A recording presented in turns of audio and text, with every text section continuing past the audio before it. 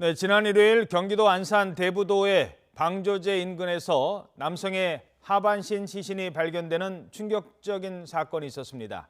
그런데 사건 이틀여가 흘러가도 이 남성이 누구인지 신원조차 파악이 안 되자 경찰이 공개수배 전단까지 배포했습니다. 그리고 바로 어제 나머지 상반신 시신이 발견됐습니다. 자, 이 소식 취재한 최민기 기자와 함께 강력 사건, 어떻게 사건에 대한 수사가 이루어지고 있는지 취재 내용 들어보도록 하겠습니다.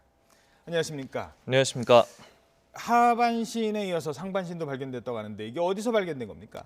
네, 이것은 대부도 이쪽에 선착장 인근에서 발견됐습니다. 예. 원래 하반신이 발견된 것은 이 대부도 방조제 쪽이었는데요. 이곳과는 비교적 거리가 있는 곳이었습니다.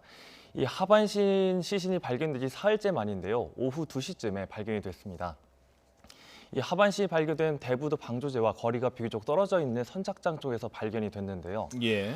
상반신 역시 이 하반신과 같이 이불에 쌓여서 이 마대 자루에 담긴 채 발견이 됐습니다. 예. 그 지도를 한번 살펴보겠는데요. 예.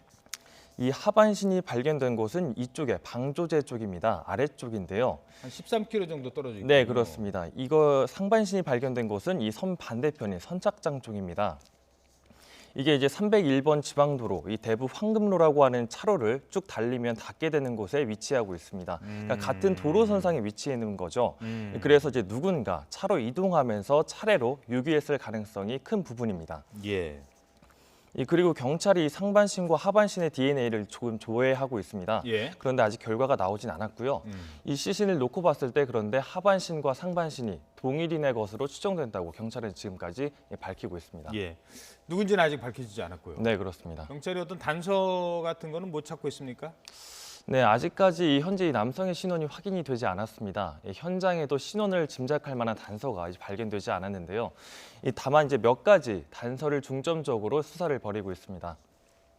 먼저 시신의 부패 상태로 봤을 때 최근 며칠 이내에 숨졌을 것으로 보입니다. 그러니까 일주일 이내 숨진 시점이 그렇게 오래되지 않았다는 겁니다. 어허. 이 전단지를 한번 살펴볼 부분이 있는데요. 예. 이 근방에 이 배포가 됐습니다. 수사 공개 수배가 된 부분이요. 그 신체적 특징이 공개가 됐습니다. 이 경찰이 밝힌 게 키가 150cm대가 되고 발 크기도 210mm 정도 되는 성인 남성치고 굉장히 왜소한 체구라고 밝혔습니다. 예. 그래서 처음에 이 때문에 청소년이 아닌가 하는 추측이 있었지만은 이 신체 상태로 봤을 때 성인 남성일 가능성이 더 큰 상태라고 밝혔습니다. 또 하나는 성인이지만 장애가 있는 사람일 가능성이 있습니다. 어허. 그래서 이 근방 실종과 가출 신고가 들어온 사람을 중심으로 수사를 벌이고 있는데요. 현재까지 일치하는 사람이 발견되지는 않았습니다. 그래서 장기 실종자와 또 외국인까지 수사 대상을 넓혀서 확인을 하고 있습니다. 지금까지 그러니까 이게 누구의 시신인지를 알아야 수사가 좀 진행이 될 텐데 그것조차 모르고 있으니까 키 150cm에 신발 크기 210mm 그 정도의 사람들이 주변에 실종된 사람이 있으면 좀 신고를 해달라. 최근에 발생한 사건이니까요. 네, 그렇습니다. 그런 얘기가 있는 것 같고요. 아무래도 시신을 의도적으로 유기한 것 같은데 타살 가능성으로 경찰이 지금 수사를 벌이고 있는 거죠? 네, 그렇습니다. 경찰은 지금까지 이것을 타살로 기정사실화 보고 용의자를 추적하고 있습니다. 그렇지만 용의자를 특정하지는 못했다고 밝혔는데요. 또 시신의 사망 시점과 사인 등이 아직 명확히 확인되지가 않았다는 점도 이 수사를 어렵게 하는 부분입니다. 예. 이 시신이 부패가 되긴 했지만 특정적인 흉터나 또 외상은 크게 없는 상태라고 경찰이 밝혔습니다. 또 약독 소견이나 정확한 사인 확인을 위해서는 아무래도 국과수의 부검 결과를 기다려야 될 것 같습니다. 그리고 이 이불과 마대자루에도 용의자의 DNA 검출될 수가 있습니다. 그래서 국과수의 감정이 들어간 상태고요. 근데 아무래도 하반신보다는 지문이나 얼굴과 같은 의미 있는 신체 정보를 가진 게 상반신입니다. 그래서 이 수사가 앞으로 더 중요한 급물살을 탈 것으로 경찰은 기대를 하고 있습니다. 실제로 이번에 채취한 지문과 또 경찰청에 등록된 DB 간의 대조 작업이 착수가 됐습니다. 앞서 진행된 검찰청의 DNA 조회 같은 경우에는 이 범죄자를 대상으로 하고 있습니다. 예.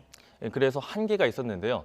이 지문 조회 같은 경우에는 정상적인 내국인이라면은 이 일치 여부를 확인할 수 있게 되기 때문에 범위가 더 넓어졌다고 볼 수가 있는 거죠. 예, 자, 알겠습니다. 지난해 김하일 사건도 있었고요. 최근에 이 방조제에다 시신을 유기하는 사건이 많이 발생하고 있어요. 네, 그렇습니다. 이 아무래도 방조제 시신을 유기한 사건이 좀 많은데요. 2008년에 소녀 시신, 또 그리고 2014년에는 머리가 없는 시신이, 또 바로 지난해에는 아내의 시신을 훼손해서 버린 이 김하일 사건이 있었습니다. 일부는 용의자가 잡혔고요. 또 일부는 용의자가 잡히지 않았습니다. 이 방조제 쪽에 시신 유기가 특히 많은 것은 이 부근의 배수로가 바다로 통하기 때문에 사건을 쉽게 은폐할 수 있을 거라는 판단 때문인데요. 인적이 드물고 또 CCTV나 감시하는 사람이 면적에 비해 넓지만 그 차량을 통한 접근이 상대적으로 쉽다는 이 지리적 특징이 반영이 됐습니다. 결국 시신이 빨리 발견이 안 되고 또 발견이 돼도 용의자 추적이 어려울 것이라는 믿음이 있기 때문에 시신을 훼손해서 버린 사건이 많이 발생하고 있는 거거든요. 예. 이런 사건의 경우에는 이제 원한이나 치정 관계, 이제 면식범의 소행인 경우가 주로 많습니다. 그래서 피해자 신원이 확인이 되면 용의자 범위가 크게 좁혀질 것으로 기대가 되고 있습니다. 알겠습니다.